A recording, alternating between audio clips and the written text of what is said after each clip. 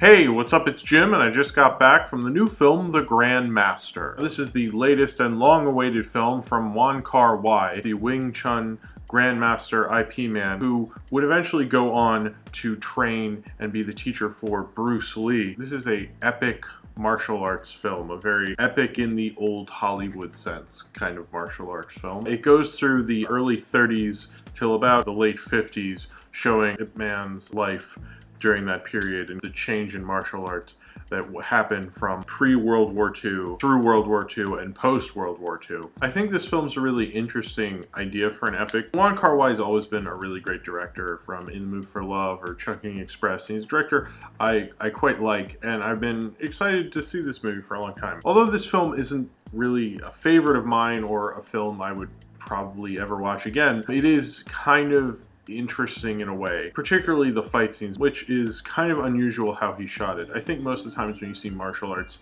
in a film and it kind of wows you, there's not a lot of cutting. It's mostly straight shooting and performance. The filmmaking kind of takes a step back during a lot of that. I mean, certainly they're cutting and camera movements and such in certain films, but in The Grandmaster, Kar-wai kind of combines the physicality and the filmmaking in kind of this interesting way where the camera's moving, he's mixing in his trademark slow-mo, and they're doing a lot of physicality. It almost feels like sometimes they do a move and then someone yells cut, and then they do another move really quickly, and there's so much cutting and camera movements and physicality and performance in all of this. It makes for a different kind of fight scene, and at first, you know, it's almost like a fight scene I wouldn't normally like. I'd probably complain about how the staging is poor and it's not a really effective fight scene, but somehow Kar-wai gets it to work. And I think the fight scenes in this film, I've never really seen a director do a fight scene with this much cutting and camera movements and slow-mo and get it to work so well and really show how great all these actors are doing martial arts.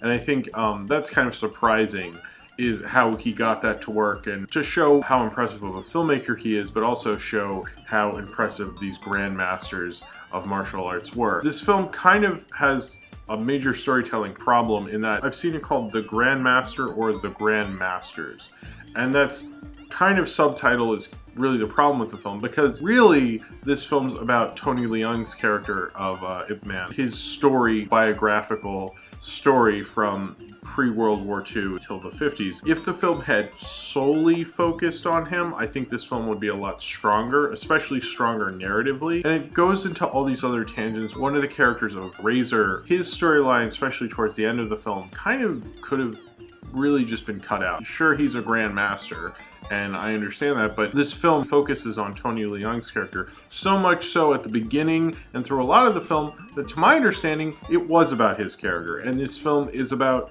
his character, not all these other characters that they want to bring in. And to me, that didn't work. I thought it kind of hurt the narrative, because suddenly you're stopping Tony Leung's narrative to go on this other thing. And that kept happening quite a few times. Also with Zhang Ziyi's character of Miss Gong, I like her character a lot, and I think she's probably the best developed character and subplot who isn't Tony Leung's character. She is part of the story, but I feel like because this film's not centered on a particular grandmaster, since it's trying to tell all of these grandmasters, and she is a supporting character, but often he lets her arc take over when she wants to get her revenge on Ma-sun. That was interesting, and I actually quite like that storyline as an audience member, but narratively it's kind of crap, because it's just like not really advancing the story that we're really supposed to have been told. Although I like her character, I think it should have been told through him more so. And the fight sequence she has with Ma-sun is amazing, and it's really beautiful, one of my favorite fight sequences in the entire film. But it was just distracting. The narrative kept stopping and starting, and it's like if you're following all these different narratives, you have Tony Leung's character is the A plot and Zhang Ziyi's the B plot, and then Razor's like a C plot, and it's just like kind of too much and kind of inappropriate. I mean, I think apparently there has been a TV series in China about Ip Man and his whole story, and I kind of think that would be more appropriate for this. It kind of reminds me of Dr. Zhivago and David Lean's kind of epic storytelling. The thing about David Lean's epic storytelling is when he has kind of a central character to it, like Lawrence of Arabia is the best one, right? That's undisputed, the best David Lean epic filmmaking movie is Lawrence of Arabia, because it focuses on Lawrence of Arabia.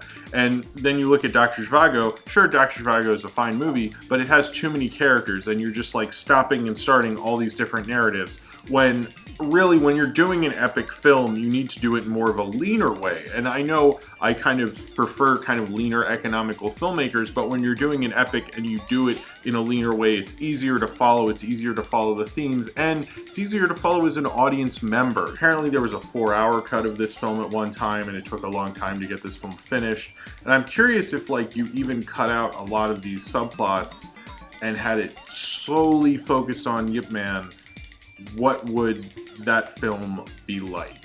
And I think it would be a stronger film. Although I think without the Zhangzi Miss Gong stuff, I think that might have, you could probably keep that. But the Razor thing, when he's like in a barber shop and then he kind of teaches these guys, that just doesn't need to be in there. Narratively, it's a bit too messy and it's a little too bombastic and has all the problems that I usually have with kind of like epic movies. And the reason like epic movies feel so daunting and kind of wear on you as an audience member, and not in a good way. I also didn't really like that like all this time passed and no one appears to have aged.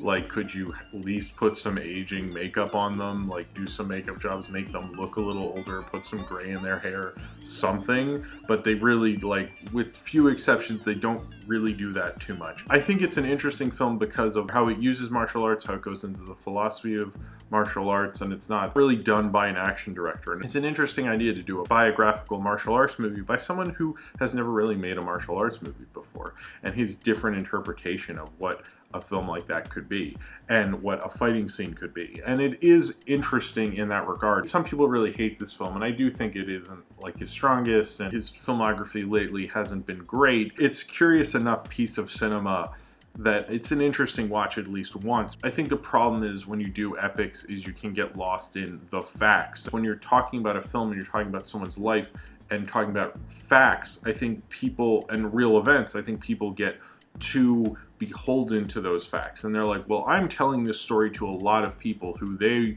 have never researched this, and I need to tell them this. And it's like, that's great for a fucking documentary, but this isn't a documentary. This is a film, this is a movie, this is like a drama, and you change things to be entertaining and to be better as a storyteller.